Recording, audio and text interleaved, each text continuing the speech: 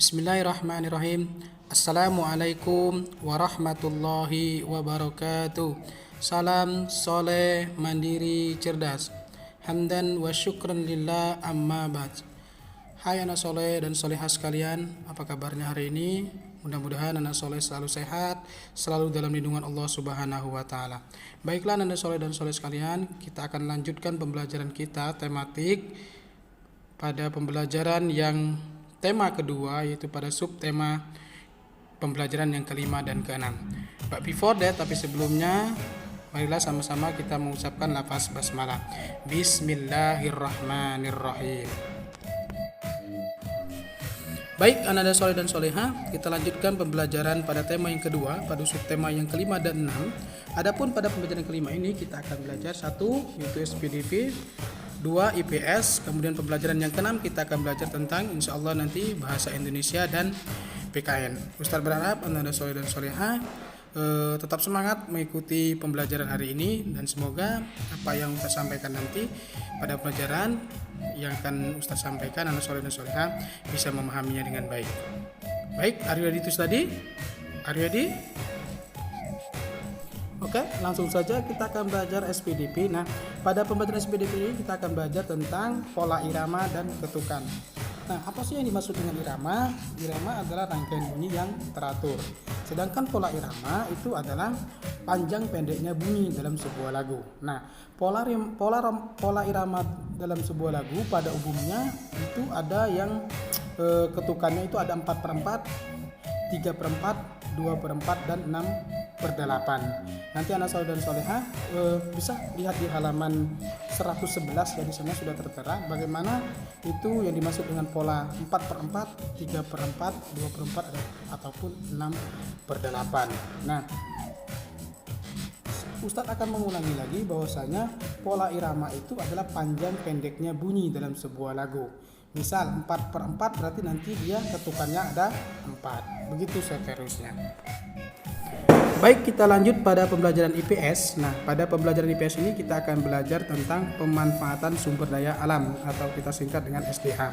Nah, banyak sekali contoh-contoh sumber daya alam yang ada di lingkungan kita, yaitu Ustadz akan memberikan beberapa contoh. Contoh kegiatan yang memanfaatkan sumber daya alam yaitu kegiatan pertanian. Nah, pada kegiatan pertanian ini nanti sumber daya alamnya contoh matahari, air, dan tanah. Nah, matahari ini berguna untuk pertumbuhan tanaman padi, pembangkit listrik, dan menerangi lingkungan.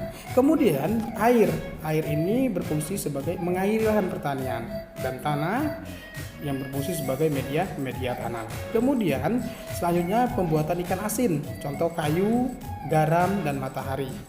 Kayu berfungsi untuk membuat anyaman tempat pengering ikan, kemudian garam untuk mengawetkan ikan asin, kemudian panas matahari mengeringkan ikan asin ya. Kemudian adapun contoh lain dari pemanfaatan sumber daya alam yaitu pada pembuatan pakaian, contoh tanaman kafas, kemudian logam, kemudian plastik. Nah, fungsi dari tanaman kapas itu sendiri adalah bahan baku dari pembuatan kain dan benang. Kemudian sedangkan logam itu berfungsi untuk bahan baku pembuatan jarum jahit, gunting, dan meja jahit. Adapun plastik nanti berguna untuk bahan baku pembuatan kancing baju dan lain sebagainya. Kemudian pada contoh lain yaitu transportasi. Contoh sumber daya alam yang dapat kita gunakan yaitu yang pertama yaitu logam dan minyak bumi. Nah, apa sih guna dari logam untuk transportasi? Yaitu logam berfungsi untuk sebagai bahan pembuatan alat transportasi. Kemudian minyak bumi berfungsi sebagai bahan utama pembuatan bahan bakar ya. Itulah contoh-contoh dari pemanfaatan sumber daya alam yang ada di lingkungan kita. Baik, selanjutnya kita akan belajar bahasa Indonesia. Pada pembelajaran bahasa Indonesia ini kita akan belajar tentang bagaimana cara kita menyampaikan isi poster kita kepada audiens. Nah, sebelum kita menyampaikan isi poster, ada baiknya kita tahu dulu bagaimana cara membuat poster itu supaya poster itu baik dan menarik. Adapun poster yang baik biasanya Itu poster itu berwarna dan dia mempunyai banyak unsur-unsur gambar di dalamnya. Kemudian poster yang baik itu biasanya tidak terlalu banyak tulisan supaya audiens dapat mengerti apa isi poster itu. Nah, setidaknya ada 4 cara bagaimana kita mengempanyekan isi poster. Itu yang pertama, pahamilah isi poster dengan baik. Artinya sebelum kita menyampaikan isi poster kita harus paham dulu apa maksud dari poster kita yang kita ingin sampaikan kepada audiens. Kemudian yang kedua, bicarakanlah poster itu dengan jelas dan efektif.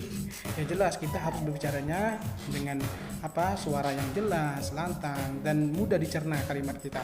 Kalimat itu kalimat yang efektif, yang mudah dipahami oleh audiens. Kemudian yang ketiga, sampaikan dengan bahasa yang baik. Tentunya kalau kita harus berbicara dengan santun dan baik ketika kita berbicara menyampaikan isi poster itu, supaya audiens dapat mendengar pembicaraan kita dengan baik dan dapat menerima isi poster kita dan bisa mengerti isi dari poster kita tersebut.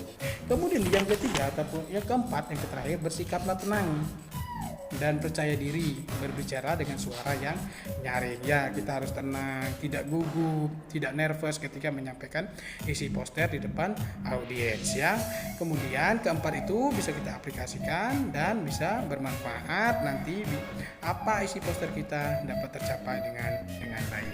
Nah, kemudian yang terakhir pada pembelajaran subtema 5 dan 6 kita akan belajar tentang PKN. Pada PKN ini kita akan belajar tentang kerjasama di dalam pelaksanaan hak dan kewajiban. Nah, tentunya setiap kita mempunyai hak dan kewajiban. Nah, Ustaz akan memberikan contoh kewajiban kita di lingkungan ya. Satu, di lingkungan sekolah ya.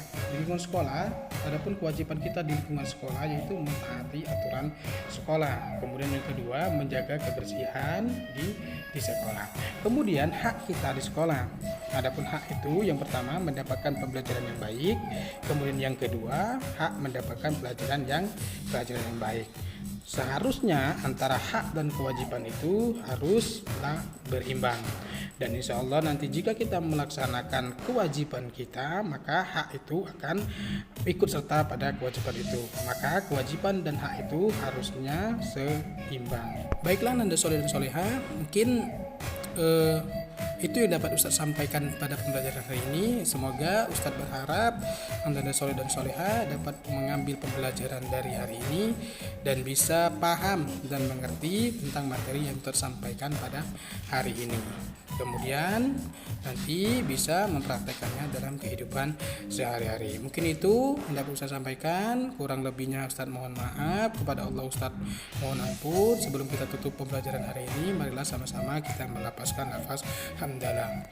Alhamdulillahirabbil alamin. Syukran. Assalamualaikum warahmatullahi wabarakatuh.